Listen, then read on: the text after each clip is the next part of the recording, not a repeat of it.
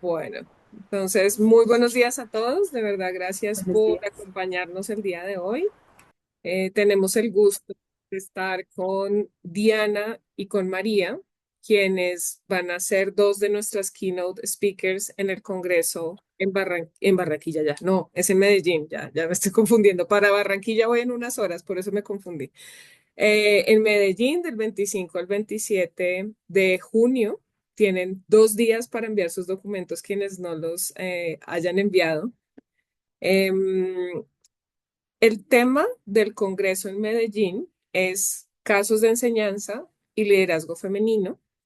Y lo que quisimos hacer el día de hoy con Diana y con María es hablar de cómo el liderazgo femenino es una oportunidad para crear puentes entre la teoría y la práctica. Entonces, Diana ya nos contará un poquito de su trayectoria, pero pues ella es experta en recursos humanos en empresas Fortune 500 y es la parte práctica, ¿vale? Que al final, cuando nosotros estamos trabajando con casos de enseñanza, lo que nos permite hacer en el aula es precisamente acercarnos a esta realidad que, bueno, ya nos dirá Dianis, pero en el día a día siguen apareciendo sorpresas con todo y los años de experiencia siguen apareciendo sorpresas en la práctica. Entonces, digamos que los casos de enseñanza nos ayudan a este aterrizar y María también viene del mundo corporativo, pero ahora mismo es profesora en California State University,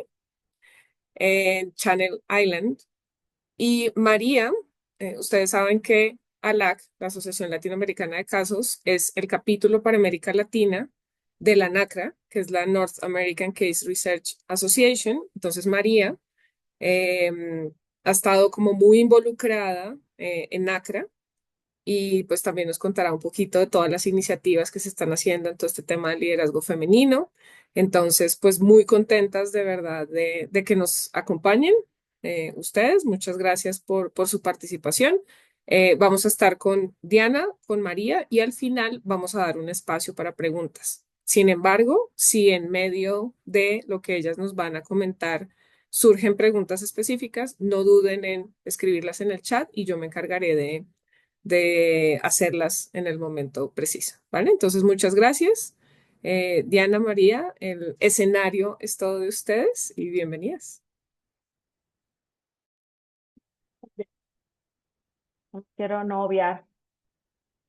¿Me escucho bien? Hola, perfecto. Súper.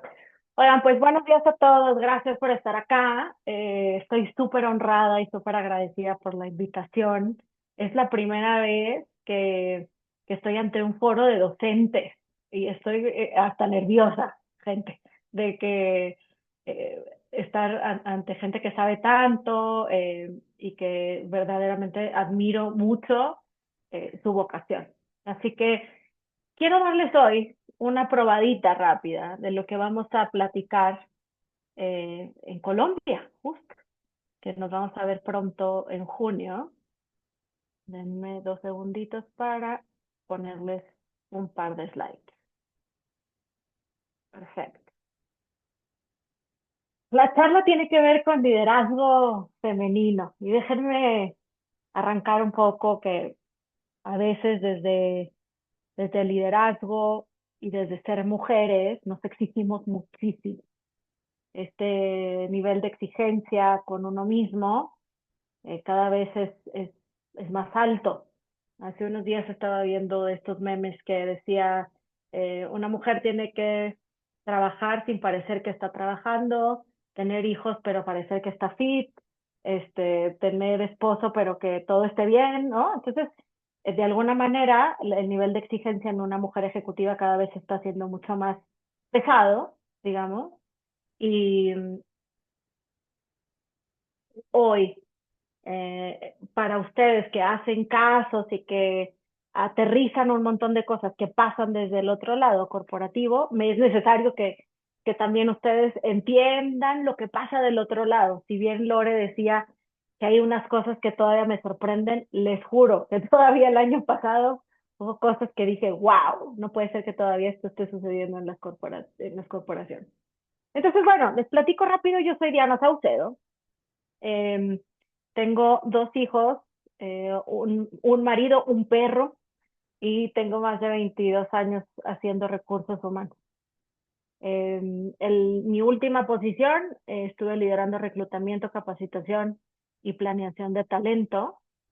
Eh, Puse dos negocios hace tiempo donde mi objetivo siempre ha sido conectar con gente, siempre ha sido conectar y eso me llena el corazón. Por eso estar aquí, de verdad, me agrada muchísimo. Yo soy Exatec, soy licenciada en psicología organizacional, que ya no existe, imagínense ustedes. Y soy coach ejecutiva certificada también por el TEC de Monterrey. Así que más que orgullosa en estar participando en algo de mi alma mater. Les cuento un poco. El año pasado di a luz a mi último bebé, a mi segundo, y esta es una foto de mi familia. Por tanto, si ustedes ven mi trayectoria anterior, de haber trabajado en Cemex, en PepsiCo, en Heineken, en haber estado en Miami, trabajar en la Ciudad de México, Monterrey, mi hija ahí con casi 2 años y cachito, mi esposo, mi perro y yo embarazadísima, pues sonaba que tenía la vida perfecta, que todo se estaba acomodando y que eh, de alguna manera las cosas iban todo bien. Sin embargo, fíjense que en enero hice un ejercicio. Seguramente ustedes conocen este eh, término de mental load. Hice un ejercicio en donde le pregunté a, pues a mi alrededor qué pensaban del mental load.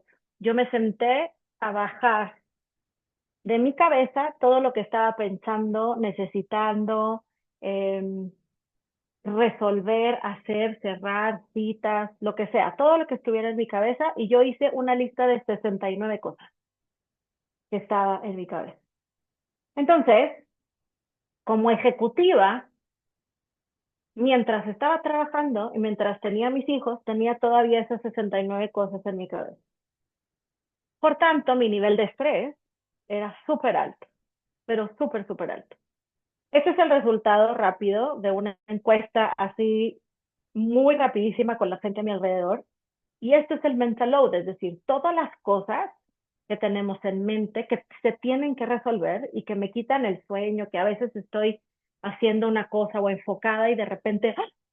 ¿Cómo? El médico no tenía que haber ido, uf, y así sucesivamente.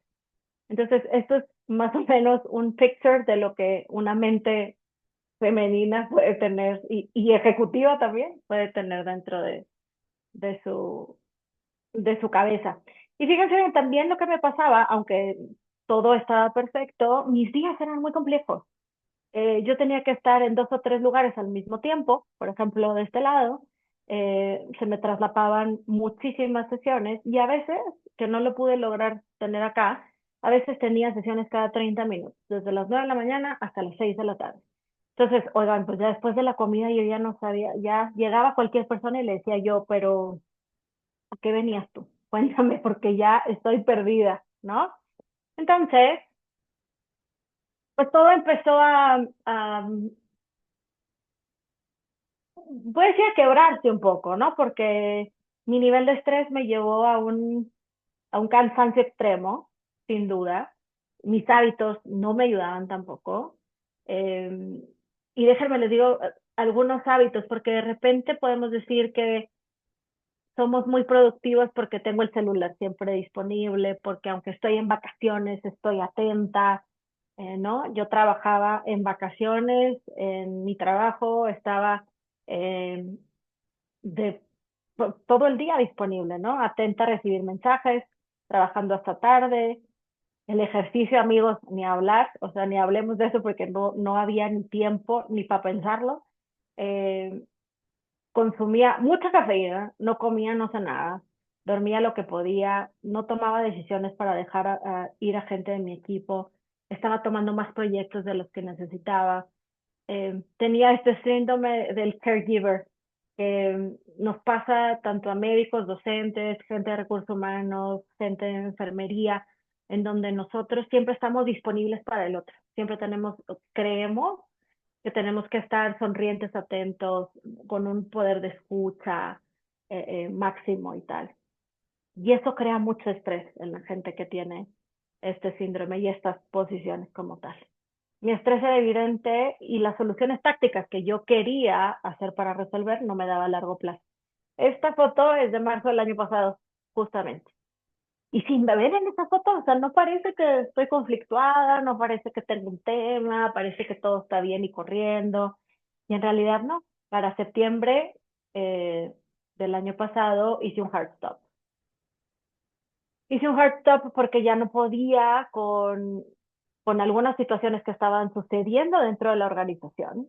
Eh, Me estaban poniendo en una situación vulnerable en temas de decisiones que yo tenía que tomar, mi nivel de estrés, eh, mis hijos, la atención que yo quería hacer al respecto. Y es por eso que tenemos que poner mucha atención a que los casos y las cosas que les contamos a los estudiantes sean lo más reales posibles.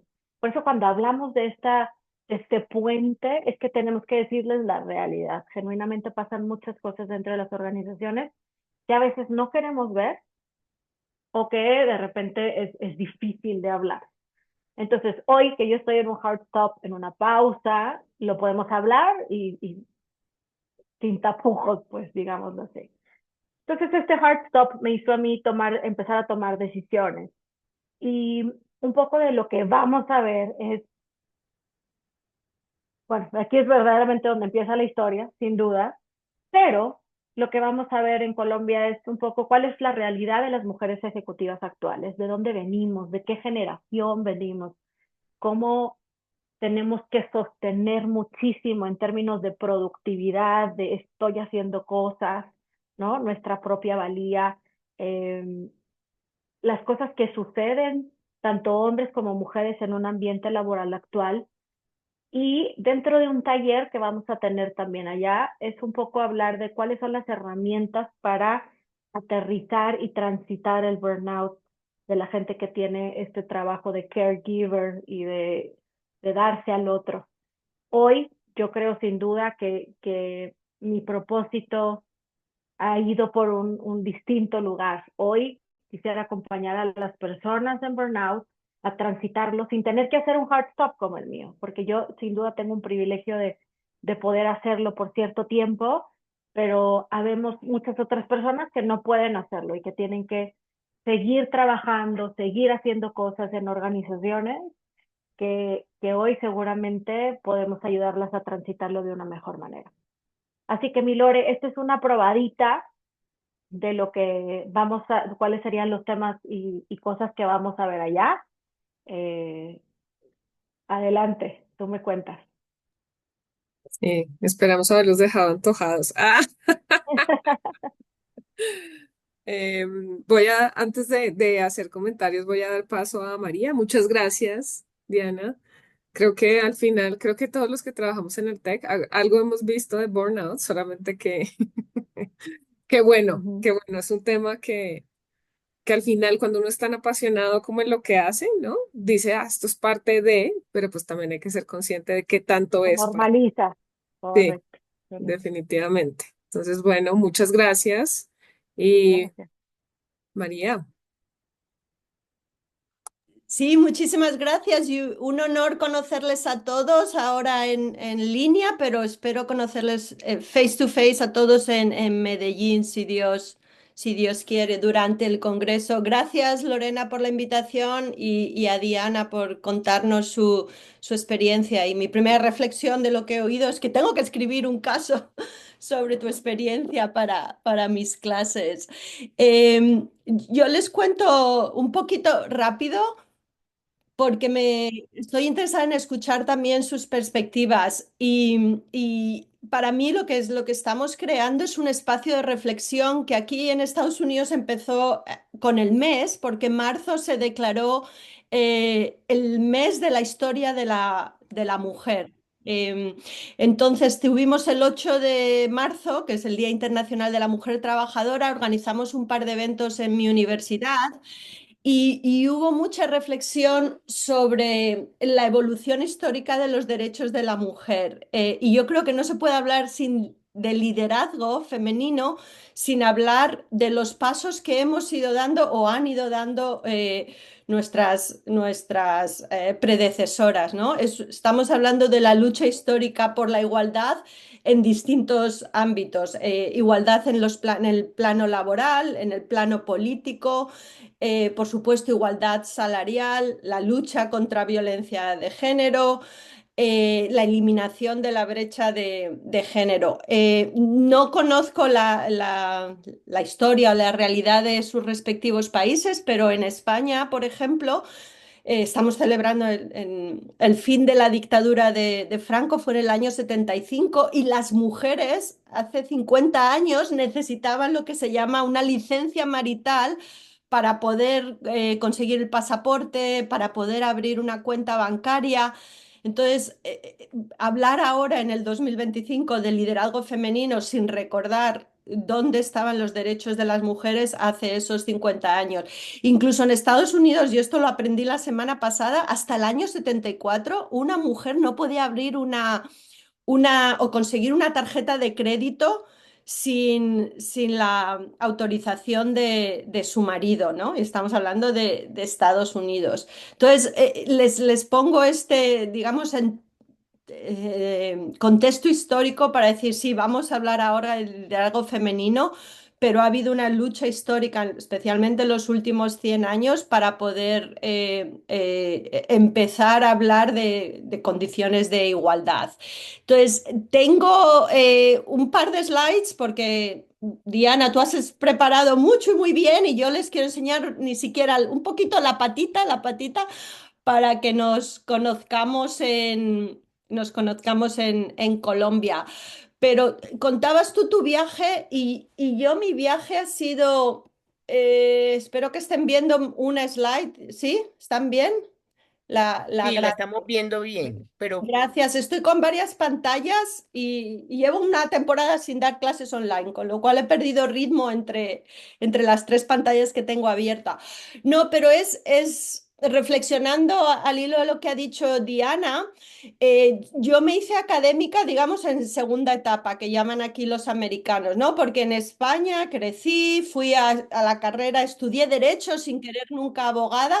Y después de la licenciatura de abogada me metí en el mundo corporativo y trabajé en Bankinter unos años, hice desarrollo de banking, de banca online en España y conseguí un trabajo luego no, primero en Londres, en Visa, en el departamento de marketing de nuevos productos y durante ese mundo corporativo, reflexionando en lo que decía Diana, yo también sentí la tensión entre, digamos, María de día, lo suelo decir, María de día que trabajaba para corporate en aquel momento en Londres y la María que luego por la noche hacía voluntariado en alguna ONG, tanto en España como en Londres. Y para mí era esa disociación entre ser una profesional requiere ciertas actitudes, habilidades, y luego el desarrollo social o personal que quiero conseguir lo tengo que hacer en otro ámbito. Y fue cuando, bueno, también hice mi MBA, estuve en consultoría y desarrollé una carrera de unos 10, 15, 12 años en corporate. Y fue cuando mi marido consiguió aquí un trabajo en Estados Unidos, en California, que decidí, ese hard stop que tú tuviste, yo lo tuve, pero también me vine a California con dos niños, dos bebés, y empecé a reflexionar un poco qué quería hacer, aparte lógicamente de estar con mis hijos, porque me di cuenta que mi identidad profesional era la dominante. Y cuando iba a un parque con mis hijos eran de pequeñitos rubios con ojos azules, porque mi marido es de origen irlandés, y en el parque las mujeres americanas me preguntaban si eran mis hijos, porque yo les hablaba en español y les chocaba que siendo así tan rubitos pudieran hablar español. Entonces empecé en esa reflexión de cuál es mi identidad, por qué durante tantos años he desarrollado mi identidad profesional, qué puedo hacer, cuáles serían mis siguientes pasos a nivel profesional. Y ese es un lujo que entiendo que no todo el mundo tiene, ¿no? El tu hard stop para mí fue el hard stop con la maternidad, cambio de España a California, y ahí es donde empecé a dar clases a tiempo parcial. Y dando clases en mi universidad, yo estoy es el sistema estatal californiano, hay dos universidades públicas, las UCES, Universidad de California, y la Cal States, yo soy parte. Y mi sistema universitario son como 450.000 estudiantes en 23 campus, y yo estoy en uno de los más pequeños y de los más nuevos, que se llama Channel Island, entre Los Ángeles y Santa Bárbara. Y al principio empecé a dar clases solo a tiempo parcial, y la verdad era una excusa para ducharme y para hablar con adultos, porque me pasaba el día con dos bebés. Y aprendiendo más del perfil de los estudiantes, tenemos muchos estudiantes hispanos, muchos estudiantes que son los primeros en ir a la universidad. Pues descubrí, digamos, mi vocación. Diana, tú también has usado la palabra vocación, ¿no? Frente a profesión. Y para mí el ser profesora es una vocación y es mi llamada. Y ahora sé que esa dualidad que tenía en mi trayectoria corporativa, en la que durante el día trabajaba, bueno, para que la empresa para la que trabajaba consiguiera más beneficios, y luego por la noche desarrollaba esa faceta prosocial. Por fin, a través de mi trabajo en la universidad, pude poner esas dos gorras que dicen los americanos, los two hats, en mi misma cabeza. Y no tenía un doctorado, solo tenía un máster, entonces también me di cuenta un poco cómo funcionaba el sistema, por lo menos el americano, que sin un doctorado no podía aplicar a una posición permanente. Me saqué el doctorado con 47 años, que es algo, siempre le digo a mis estudiantes, nunca es tarde para trabajar, y a partir de ahí ya desarrollé mi trayectoria académica. Entonces, tengo aquí unos pocos highlights que refieren a lo que es mi actividad en el mundo de los casos. No sé si es posible, si les miro en la pantalla, ¿cuántos de ustedes escriben casos o utilizan casos si me dan un thumbs up, un dedo para arriba, ¿cómo se dice? Un pulgar, ¿cuántos usan casos, teaching cases en sus clases? Heli, veo, Araceli, Luis, fenomenal. Bueno, y el resto espero que después de o esta charla o cuando nos veamos, que se animen. Porque para mí, las primeras clases que yo di, viniendo de un sistema como el sistema educativo español en el que yo me crié, que había un profesor, una autoridad, una figura que hablaba, que tenía todo el conocimiento, y los pupilos estábamos así en nuestros banquitos, en mesitas, escuchando. Y la primera vez que me senté en una clase americana como estudiante, en mi clase de MBA en Boston, el profesor me miró y me dijo, ¿y tú qué piensas? Y me di la vuelta porque pensé que mi opinión no tenía ningún valor, ¿no? En un contexto de aprendizaje. Yo tenía que aprender del profesor. Y fue allí donde descubrí, primero como estudiantes, la fuerza del caso del método, porque nos hace como estudiantes ponernos en los zapatos del que tiene que tomar la decisión. Y luego, lógicamente, ya como profesora, viendo la cara de mis estudiantes, yo doy clases de estrategia, marketing y emprendimiento social, es, digamos, mi ámbito de investigación. Y cuando uno discute cosas como las estructuras legales que puede elegir un emprendedor social, los estudiantes se me duermen. Entonces, ahí es donde empecé a decir, bueno, si consigo contar la historia de alguno de los emprendedores de la comunidad que tienen dudas sobre la estructura legal, por ponerlos un ejemplo, me di cuenta que contando las historias, ¿no? El ser humano ama historias, y las historias crean permanencia en lo que aprendemos. Entonces, esas historias ayudaron a mis estudiantes a entender conceptos que normalmente no podía transmitirles con la misma eficacia porque son aburridos. Hablar de estructuras legales, bueno, salvo que seas un abogado como yo, es muy aburrido los estudiantes. Entonces, luego en el 2016, y les voy a contar muy rápido, apliqué a la beca de la Case Research Foundation, que ahora estoy en el board, y si me permite voy a enseñarles muy, muy rápido qué es esta beca, también por hacer, Lorena, espero que esté bien promoción.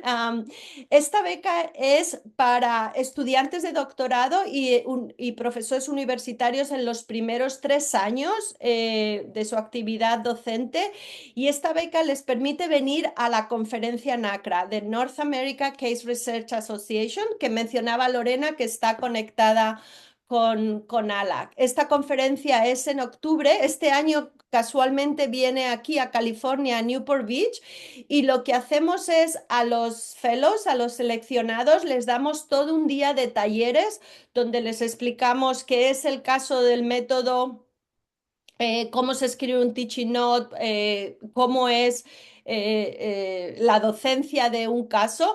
Y como todavía tienen 2 semanas, les animo a aplicar a los que pudieran estar interesados, y por supuesto luego podemos hablar un poquito más si hay preguntas. Entonces, para mí esta fellowship, siempre lo digo, fue transformador en lo que se refiere a mi carrera académica, porque me dio acceso, por supuesto, al networking, empecé a publicar casos y luego me he metido en otras asociaciones relacionadas, que es lo que les cuento aquí un poquito. Y en concreto, dentro de NACRA soy la chair de impacto social. Si tienen un caso que tiene que ver con sostenibilidad o impacto social, lo estarían mandando a mi, a mi track, no sé cómo le decís en español. Perdona, Mesa, eso. ¿Cómo se dice? Mesa. mesa.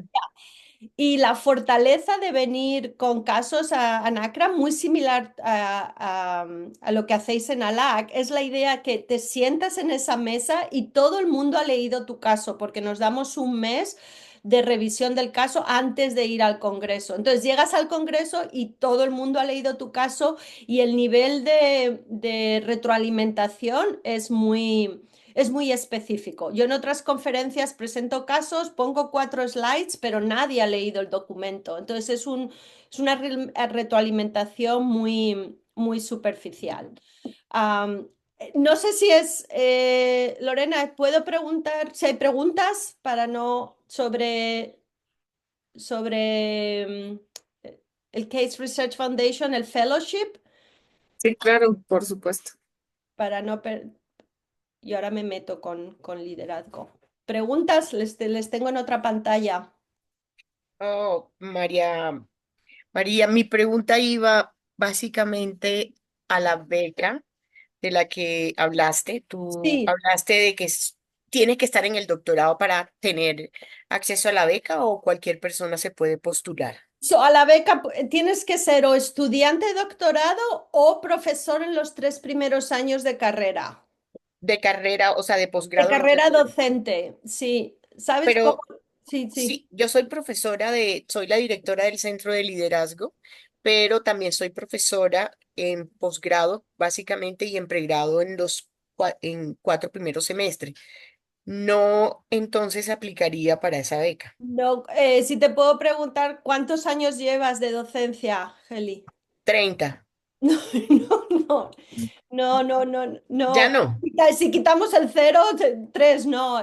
Son los 3 primeros años. Ah, ok, ya Tres, entendí. 3 primeros años, sí. Sabes Ya. que en Estados Unidos uno acaba el doctorado y luego sientas en lo que llaman un tenure track. Estás primero de assistant professor y esos son como unos 7 años. Entonces es para los 3 primeros años de un Ah, ya. profesor nuevo en la. Perfecto. Ok. eh, Sí, lo siento, pero por supuesto, Anacra, estás más que bienvenida y puedes venir con un caso completo o también tenemos, yo creo que en ALAC hacéis algo parecido, lo que se llaman los Startup Case, que es un par de páginas donde cuentas un poco cuál es tu idea para el caso, cuáles son los objetivos de aprendizaje. Y por Sí, supuesto, esperemos que tengas acceso a esa organización, pero es una forma para la gente que dice, bueno, un caso entero no me atrevo, es un primer paso. Y sé que ahí hay sí. casos que pasan por ALA que luego vienen a nosotros. Ahí tendríamos que hablarlo porque sería mujeres ejecutivas, pero yo no sé si cabe ahí en NACA. Sí, sí, sí, sí, por supuesto. Ah, Sí, ok. hay un track de OBI, de Organizational Behavior. Sí, ¿No? es abierto a todos los temas. Y también tenemos, por supuesto, un track en español, hay track en ruso, hay track en chino, hay track en portugués y Súper. hay track en francés. Sí, perfecto. Entonces, ahorita nos damos los Ah, no, pero tú vienes a Medellín, yo pensaría que también voy, entonces ahí hablamos. Sí, sí, sí, o online también podemos. Perfecto. Ok, gracias. ¿Alguna pregunta más? Y voy a mirar no miro el tiempo. Sí, eso te iba a decir, que yo creo que si Sí, continuamos con el tema y sí, ya, sí, sí, sí. ya Bueno, retomamos.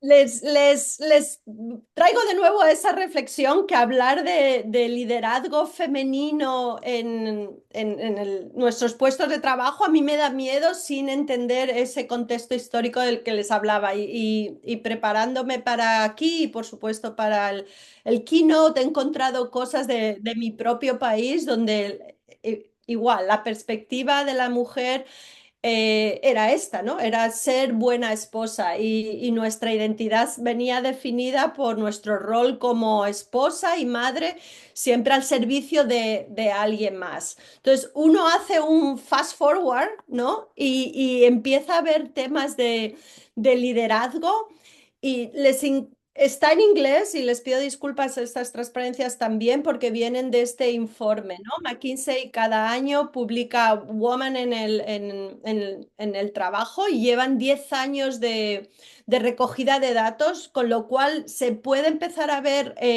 la evolución y siempre hablamos de ese techo de cristal, sobre todo en profesiones que tradicionalmente han estado dominadas por hombres, ¿no? Entonces les presento algunas de las conclusiones porque ellos introducen un tema cuando uno ve las mujeres, primero acceso a la universidad, ¿no? Y en España igual, no sé en sus países, la mujer tiene acceso a la universidad desde principios del siglo XX, desde el 1909 es cuando se nos dio acceso. Luego, lógicamente, estamos hablando de 50 años en el que la mujer se veía en posiciones es que estoy haciendo traducción según hablo del inglés a español, pero la proyección era, y eso lo oí hasta de mi madre, ¿no? Para enfermera o para docencia, ¿no? Ser profesora de niños o ser enfermeras fueron las ocupaciones tradicionales. Y luego sí que empezamos a ver que con ese avance en formación universitaria en otras disciplinas, incluyendo por supuesto STEM, ciencia, tecnología y matemáticas, empezó la mujer a incorporarse al mundo del trabajo. Y les traigo la atención digamos, el nivel de entrada. Sin embargo, cuando empezamos a ver la progresión de un nivel de entrada a posiciones con mayor de liderazgo y con mayores equipos, empezamos a ver que el porcentaje es mucho menor. Y ya cuando hablemos de niveles de ejecutivas, bien de CEO o cualquiera de las C-suites, vemos que el porcentaje es muchísimo menor. Y aproximadamente de las Standard Poor's del 500, como un 10% tienen líderes, cuando digo líderes, general manager o CEOs, que son mujeres. Entonces, lo que nos encontramos ahí es un porqué, ¿no? es porque la mujer no está preparada y creo que eso no hace falta ni discutirlo. Hay más mujeres universitarias, de nuevo, no sé el contexto de sus países, pero en España y en Estados Unidos hay más mujeres universitarias que hombres.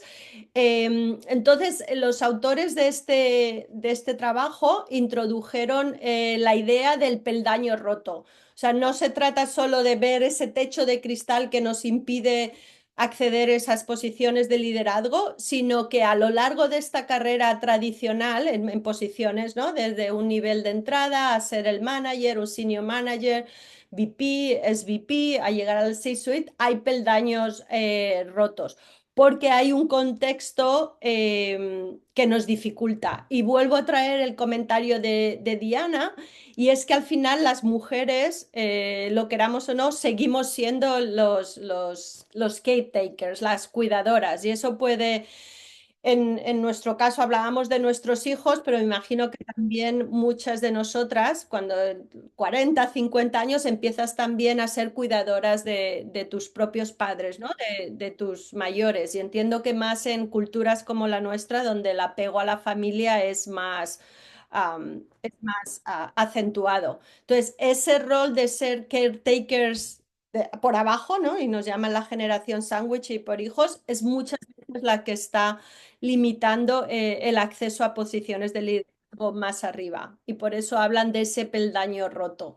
Les comparto algunas de las conclusiones de este estudio, porque cuando uno además llega al detalle de lo que llaman women de color, o sea, son minorías, ¿no? Pueden ser, lógicamente, mujeres afroamericanas aquí, pero también mujeres hispanas se consideran women de color. Es que el porcentaje de representación en esos roles corporativos todavía es menor en esas mujeres, en minorities, en las que yo me considero. Y luego, esto es muy interesante, por cada 100 hombres que son promocionados a niveles de manager, solo 87, 81 mujeres, ha bajado de hecho, o sea, la tendencia aquí es preocupante, se estabilizó en el 23 y en el año pasado, que es el último informe que tenemos, es todavía menor. Por eso les contaba, o sea, la idea de el problema no está en el techo de cristal, sino en ese escalón roto que no nos permite acceder a puertos de dirección, pero en etapas anteriores, no solo en el C-suite. En este estudio también hablan del espacio temporal que nos llevaría a conseguir la paridad, entendiendo una igualdad de representatividad en esas posiciones. Y no sé ustedes, pero parece que no lo vamos a ver en nuestra... Estoy siendo un poco dramática. A lo mejor la paridad para las mujeres blancas en 22 años sí llegamos, pero a la de 48 no lo sé. Entonces, la reflexión que les lanzo en este contexto es cuál es nuestro rol como profesores, ¿no? Entiendo que la mayoría de los que estamos aquí tenemos una responsabilidad. En mi caso, ya les he contado, soy profesora por vocación y yo siempre, al principio no lo hacía, si les digo la verdad, pero ahora soy más reflexiva cuando hago el diseño de mis cursos y hago la selección de actividades, sabiendo que voy a tener una mayoría de mujeres en las clases, sí que pongo más intencionalidad en ese diseño. Y por eso vuelvo a traerles la idea de los casos como una de las pedagogías que yo utilizo para que la mujer en mi clase y las estudiantes puedan entender que esos roles sí son accesibles, porque están viendo ejemplos de líderes en distintas organizaciones. Como también enseño emprendimiento, para mí es importante que entiendan cómo el emprendimiento, en muchos casos no estamos hablando de un CEO o puestos como hablábamos antes, ¿no? De alta dirección, pero que también en el contexto de emprendimiento uno es líder, aunque tenga un puesto de tacos. otra de las cosas que estudio es emprendimiento en el contexto femenino de necessity emprendimiento por necesidad, le llamamos, y esas mujeres son líderes, aunque nunca vayan a tener una tarjeta que ponga que son directoras generales. Entonces, les vuelvo a traer la idea de la fortaleza del caso. Para los que no han escrito nunca un caso, y es siempre, por supuesto, está la historia, lo que leen los estudiantes, eso es lo que llamamos el caso, y luego, que es la parte que a mí me interesa más es la nota de enseñanza, donde les estamos contando a nuestros compañeros cómo el caso que tienen en sus manos puede ser utilizado en las aulas. Y he escrito casos sobre temas que son relativamente delicados, como violencia doméstica o también menstruación, con una empresa canadiense, B Corp, que tiene compresas reusables, si lo estoy diciendo bien, y también introducimos en la nota de enseñanza una reflexión para que el instructor sepa cómo tratar esos temas sensibles en el contexto de su clase. Eh, Igual, esto es solo muy rápido para los que no son o no han usado el caso. La fortaleza de los casos es que los estudiantes ven un proceso de decisión en una situación muy específica y luego van a poder hacer el enlazado con teorías y conceptos que van a poder aplicar en sus casos. Entonces, la pedagogía, o sea, estoy sesgada, sé que es efectiva, lo he comprobado, pero hay una reflexión que se hizo una persona, les presento y hablaré más de su investigación. Leslie Simons era estudiante de MBA como lo fui yo y se dio cuenta hace muchos años en INSET, en Francia, que la mayoría de los casos que estaban discutiendo en sus clases tenían protagonistas masculinos. Y entonces eso le llamó la curiosidad y decidió hacer su tesis en analizar la representación de mujeres en casos ganadores, ¿no? Se fue a colecciones de Harvard y dijo, a ver, ¿qué casos han ganado y qué porcentaje tienen mujeres? Entonces, el resultado fue desolador porque un porcentaje muy, muy pequeño tenían mujeres como protagonistas. Entonces, bueno, ya luego tuvo una carrera corporativa y ahora es consultora de liderazgo, pero creó hace unos años una organización que se llama The Case for Women y tiene una colaboración con Emerald Publishing, que publican casos, y lo que hacen es dar reconocimiento y seleccionan los mejores casos que tienen representación femenina. Yo estoy en el jurado también de casos para esta competición y si algunos después tienen casos, iba a decir después de pasar por ALAC, pero tengo que ver el deadline.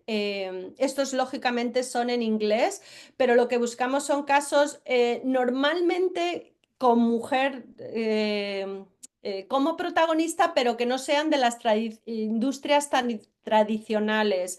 En las que la mujer sí ha avanzado más el liderazgo, como son las relacionadas con comida, relacionadas con la moda y relacionadas también con temas de cuidados familiares. Entonces, si quieren saber más de este, también podemos hablar, pero lo que les invito es eso, a seguir con la reflexión de cuál es mi rol como docente en las clases, sabiendo que tenemos eso, un número de mujeres en muchos casos mayor que el de hombres.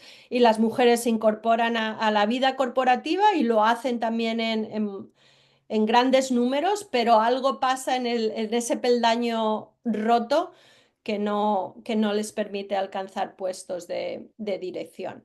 Entonces, voy a parar aquí para poder, sobre todo, verles las caritas y ver si hay alguna reflexión, reacción, comentarios. María o María del Pilar. Sí. Hola, ¿qué tal? Muy buenos días, ¿cómo estás? Buenos días a todos. Fíjate que, María, me recordaste un montón. Yo soy de España, de Madrid, y fui la primera universitaria en mi familia, en toda mi ¡Oh! familia. Entonces entiendo perfectamente lo que dices, porque cuesta mucho romper con ese legado que trae de generación en generación de la mujer. Entonces, poder ahora decir, no, pues yo he estado he sido ejecutiva, vicepresidente y todo eso, eran cosas rarísimas para mi familia, no entendían nunca nada, por qué haces esto, por qué haces lo otro. Entonces, poderlo plasmar en un caso es algo maravilloso porque ayuda a otras personas, porque necesitamos más referente para los demás de ese liderazgo. Yo cuando veo a personas líderes así como, pues, como Lorena, bueno, aquí conozco a mucha gente que amo y que así como Martita, pues yo me da mucha alegría porque es lo que necesitaba yo en mi infancia, ¿sabes? Tener estos referentes de personas que son pues líderes y no hombres, sino mujeres, porque hombres todo el tiempo es lo mismo, incluso nos pasó últimamente, estoy preparando un evento de ingreso digno y me di cuenta que de repente el panel estaba lleno de hombres, de empresarios, ¿no? Y dije, oye, ¿qué onda? Y que cogen el comité y me mete a mí, dice, no, vas tú. Le digo, bueno, pero hay más mujeres empresarias y todo, entonces, pero sí tenemos que tener esa conciencia de lo que estás hablando, María, de estar siempre pensando en esa equidad, en tener que trabajar, porque no es fácil para la mujer. Aunque parece que estamos muy evolucionados, pero no está siendo fácil. Y de hecho, esta parte eh, la familia, vincular la familia, conciliarla con el trabajo, está siendo un reto muy grande. Yo también tengo dos niños chiquititos, también me sentía como Diana. Parece, Diana, que estabas hablando de mi vida.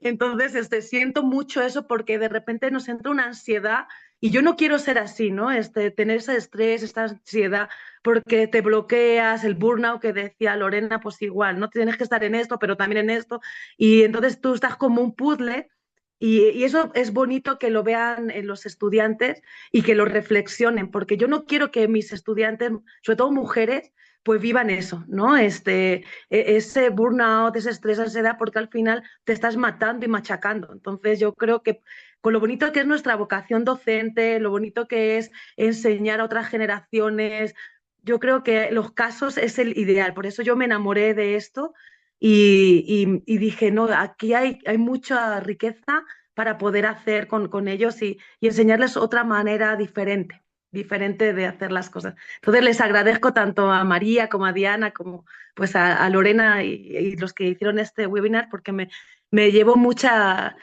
pues mucha motivación, mucho ánimo, porque pues estamos en eso, ¿no? Y queremos hacer un parteaguas para que las siguientes generaciones no tengan que pasar por las luchas que hemos tenido que pasar nosotras, ¿no? Y que esté un poquito más allanado el camino, por lo menos tengan un referente más positivo. Muchas gracias.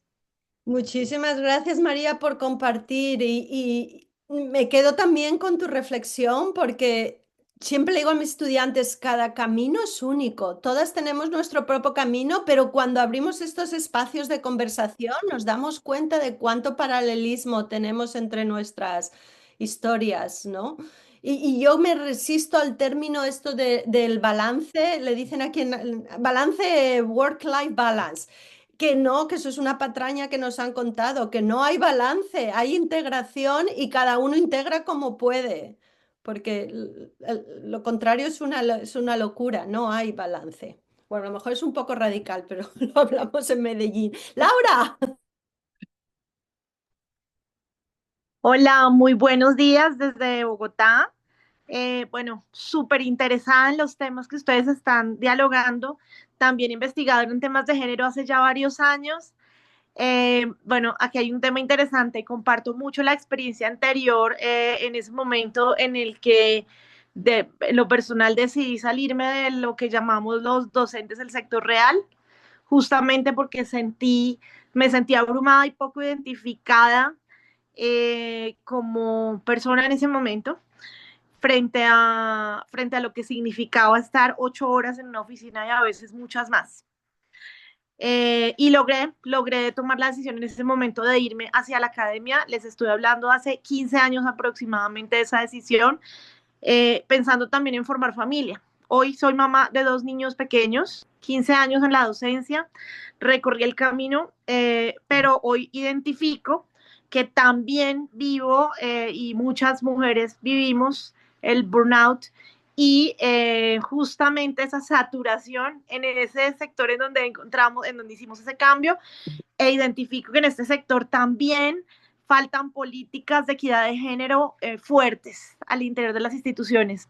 De hecho, es uno de los temas sobre los que Lorena muy amablemente me va a permitir hablar en el encuentro en la ciudad de Medellín, como en la academia, en la educación superior, las mujeres que trabajamos, que formamos parte, que amamos nuestra labor, profundamente también encontramos la necesidad de la reglamentación.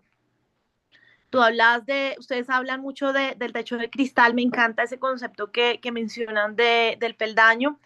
Yo me uno aquí con el concepto de los pisos de goma, esas mujeres que nos cuesta decidir tomar puestos de liderazgo en educación superior, que es el tema, digamos, que es de mi interés. ¿Por qué? Por temor a dejar nuestra familia, a dejarla a un lado, a perder tiempo con ellos, sabiendo que tenemos muchas veces las condiciones. Muchas de nosotras nos hemos venido doctorando en estos años porque amamos profundamente esta profesión y esta labor tan bella de la academia. Sabemos que muchas veces tenemos niveles de capacitación inclusive más altos que muchos de nuestros compañeros, pero nos cuesta mucho tomar esas decisiones, esos pisos de goma que nosotras enfrentamos. Y bueno, gracias por esta maravillosa presentación de ustedes y espero poder compartir con todas y con todos los que se encuentren acá en el encuentro en la ciudad de Medellín. Eso es todo, gracias. Thank you. Digo, gracias Laura por haber traído la conversación también al mundo académico, porque mi marido me recuerda y dice, ¿te das cuenta que trabajas ahora más horas que cuando eras consultor por un tercio del salario? Y digo, sí, pero lo amo. Aquí le llamamos servicio invisible porque las mujeres acaban siendo llamadas a participar en comités de selección, en el Senado, en no sé qué, y se acumula y es servicio invisible, le llamamos, porque nadie sabe todo lo que estás haciendo, incluido servicio fuera de nuestros propios campus, ¿no? En organizaciones académicas. Luis, veo tu mano. Gracias, María. También estaba viendo, reflexionando en las estadísticas que nos presentaste hoy. Hablaba mucho de la gente descendiente afroamericana y de la gente blanca, pero también no sé si hay estudios que hablen sobre nosotros los hispanos, los latinos, porque también, o si hay información de este tema en Latinoamérica, pienso que sería importante también conocerlo, porque también ser una mujer latina en Estados Unidos también tiene muchas dificultades. Sería como un primer punto. Segundo, estando en este webinario, me pongo a pensar que los tres casos que he escrito, los protagonistas son hombres. Entonces ahora me queda el punto de, bueno, y si busco una empresaria, una emprendedora, o incluso ahora escuchándola a ustedes, o una profesora, en donde podamos contar su historia. Un tercer punto que también quisiera compartir es, bueno, este tema, al menos aquí en Landívar, se pudiera poner muy bien en los temas de recursos humanos, en los cursos, perdón, de gestión de talento humano, porque se habla del plan de carrera, entonces también para que nuestras estudiantes puedan verlo. Y al menos al interior de Guatemala, si vemos las oportunidades, bueno, están las mujeres hispanas, pero dentro de Guatemala, las mujeres indígenas también la brecha todavía es mucho más grande porque tienen menos acceso a la educación. Y lo digo por ser un foro latinoamericano, son temas también que pudiéramos nosotros abordarlos, ¿verdad? Más adelante o tal vez en Medellín se pudiera también tocar el tema de la mujer indígena o de la mujer indígena que estudia en las universidades. Sería un tema interesante, ¿verdad? Para incluir pues a toda en el mosaico de las mujeres que existen en América Latina. Cada una tiene algo bello y algo hermoso y también un reto y un desafío que deben superar. Muchas gracias, Luis Pedro. Bueno, aquí la conversación se puso interesante. Eso quiere decir que el tema llegó a varias corazones y mentes y me alegra que Luis Pedro haya sido la representación masculina porque ya me estaba asustando. Dije, ahora solamente las mujeres del público se animaron por aquí. Entonces, nada, pues queda un minutito para cerrar la sesión. La verdad, este era precisamente el objetivo, ¿no? Que tuviéramos este abrebocas de lo que va a pasar en Medellín en unos meses. Quedan un par de días para que envíen sus casos o sus ensayos. Si no los tienen, si no estaban preparados, entonces busquen con qué pueden participar. Todavía hay un poco de tiempo. Será un gustazo verlos por ahí. Y bueno, por hoy es todo y cuídense mucho. Muchísimas Muchísimas gracias.